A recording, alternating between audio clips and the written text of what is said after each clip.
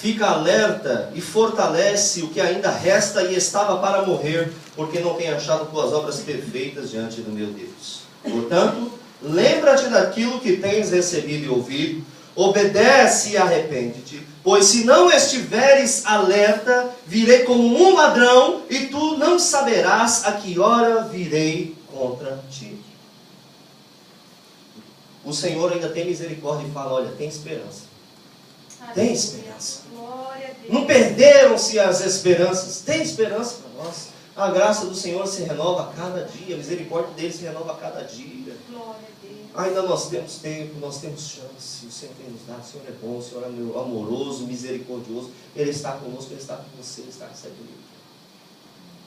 Mas existem algumas coisas que são imperativas aqui dentro desse texto. Primeira coisa é ser vigilante, né? Fica alerta, né?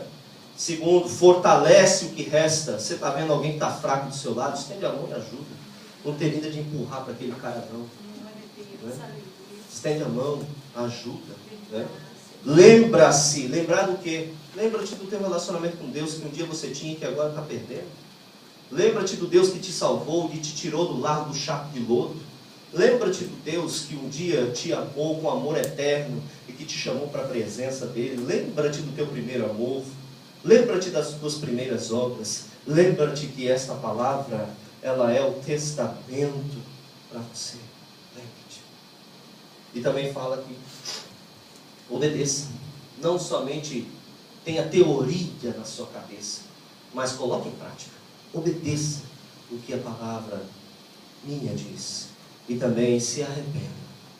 Mude, converta o seu caminho. Mude a sua trajetória. Faça alguma coisa para que você saia da situação aonde você está. E o que é que nós podemos fazer, irmãos? Nós temos que nos aproximar de Deus. Aleluia. Você pode saber, então, por onde eu começo? Sabe por onde você começa? Começa orando mais.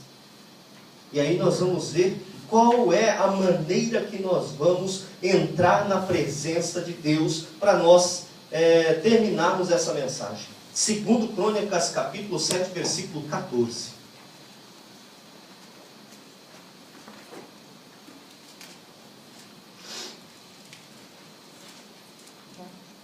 Segundo Crônicas 7, 14, texto muito conhecido.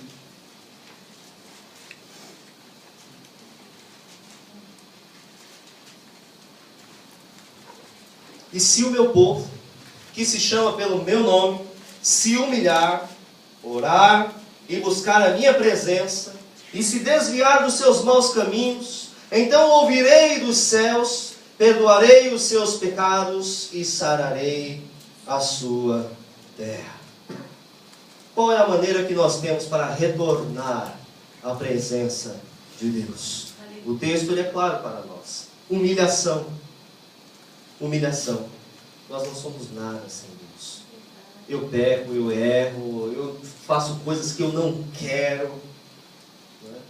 Mas eu preciso, eu tenho consciência, o Espírito Santo fala comigo, e eu quero, não deixe de me orientar, Senhor, não deixe de me mostrar o caminho, porque a partir do momento em que eu já não mais conseguir ouvir a Tua voz, eu vou cair na situação de Saul, e vou ficar correndo de um lado para o outro, desorientado, e não vou ter orientação, meu Deus. Continua a falar comigo, me perdoa. Eu dependo do Senhor, eu quero fazer o que é certo. Toma a minha vida, leva-me de volta para a Tua presença. Como que nós devemos fazer? Reconhecer que por nós mesmos nós não podemos fazer nada e que nós precisamos de Deus. Glória a Deus. Nós intelectualmente, racionalmente, nós entendemos que nós precisamos de Deus.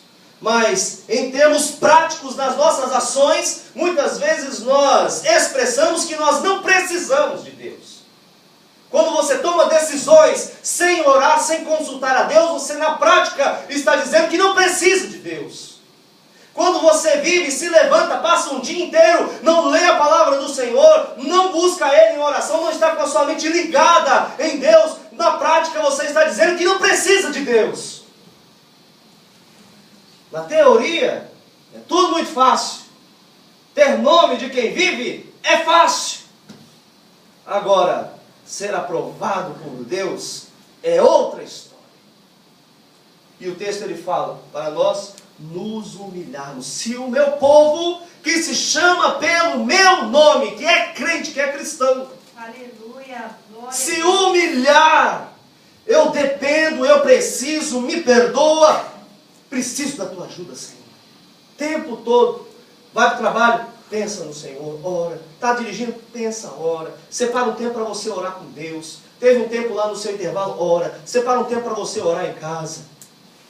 Sabe quanto muitas vezes nós ficamos com a nossa mente cansada, né? Na nossa geração, na qual a tecnologia, os dispositivos tecnológicos são uma extensão do nosso corpo, nós ficamos cansados, né? Você passa 5, 6 horas no Facebook buscando um post, vê quantas pessoas gostaram de você naquele dia. Você termina esse trajeto cansado. Você depois pega seu celular, ai, cansado disso já. Joga fora esse celular. Cansado já disso. Aí no dia seguinte vai lá. Está cansado, mas está viciado naquilo. Está amarrado naquilo. Sai disso em nome de Jesus. Isso é fonte de cansaço. Isso é fonte, tecnologia é fonte de cansaço. Internet é fonte de cansaço. Faz parte da nossa realidade? Faz. Mas nós precisamos voltar para Deus. Nós precisamos voltar para Deus. Precisamos voltar para Deus. É muito engraçado, mas na verdade não é. É triste. Triste. Porque nós precisamos de Deus. E muitas vezes, na prática, nós dizemos que nós não precisamos, porque nós dedicamos mais tempo às mídias do que a Deus. É ou não é? Depois sai um palavrão com o marido, depois sai uma mentirinha, depois sai uma briga aqui, uma coisa acolá. Por quê? Porque não está com Deus. E ainda acha que está com Deus. Deus te ama. Você leva o nome dele sobre a sua fronte, sobre a sua testa. Amém. Glória a Deus. Mas acontece que você fez como um peregrino, começou a pegar um caminho por aqui, ó. Começou a pegar um caminho para cá. Volta. E é isso que Deus quer. Porque você tem o nome de quem vive. E Deus quer que você viva condizente com o nome que está sobre você. Amém. Glória. Viva com o nome que está sobre a sua testa. Em nome de Deus. Se o meu povo, que se chama pelo meu nome, se humilhar, que diz mais aqui? Orar, né? Mais tempo falando com Deus, irmãos. Mais tempo falando com Deus. Mais tempo ouvindo a voz de Deus. Mais tempo conhecendo a palavra de Deus. Mais tempo em harmonia com o Senhor. Mais tempo buscando meditar e saber se os seus caminhos estão em concordância com o que Deus planeja para você. Mais tempo com Deus, orar, mais tempo falando com o Pai. E o texto ele fala: buscar a minha presença. Buscamos tantas coisas, mas nós nos esquecemos de buscar a presença de Deus. A presença manifesta no meu lar. Meu lar tem paz. Se abrir a porta da sua casa, ter paz dentro de casa. Você conversar com o seu marido, com a sua esposa, com os seus filhos, ter paz no relacionamento conjugal, ter paz com seus irmãos, né? Então o que diz aqui o texto? Fala para nós buscarmos a Deus, né? E buscarmos entrar na sua presença. Irmãos, só vir para o culto não resolve a sua carência e a sua necessidade de alimento bíblico, né? Só ir para a célula não resolve a sua carência de alimento bíblico. Quando você precisa, por exemplo, aprender o idioma japonês, você vai na livraria, pega um dicionário e coloca na sua cabeça e fala: quero falar japonês, quero falar japonês. É assim que você faz? Não é assim que você faz. Você consegue colocar dentro da sua cabeça que não consegue. O que você tem que fazer? Você vai precisar do que para aprender o japonês? Vai precisar de um professor. É um dos ministérios. Então nós precisamos de escola bíblica. Você precisa estudar a palavra de Deus. Você precisa ter alguém que te ensine a Bíblia. Você precisa querer buscar alguém que te ensine a Bíblia. Se você não quer ter ensino médio, você não vai estudar. Se você não quer ter uma faculdade, você não vai para a faculdade. Se você não quer aprender a Bíblia, você não vai aprender quem quer te ensinar a Bíblia. E não é suficiente vir para o culto no domingo, viu? Não é suficiente célula. Não é suficiente você ler sozinho. Você precisa de todos os meios necessários para você conhecer a palavra de Deus. E tem gente que não lê 3, 4 horas por mês. A estatística que praticamente nós fizemos aqui, a grosso modo, no ano passado. Quem que leu a Bíblia inteira no ano passado? Vamos ler. Vamos ler mais as Escrituras. Buscar a Deus em oração, em leitura bíblica, na sua presença. Vir para os cultos de oração, vir para o culto na igreja.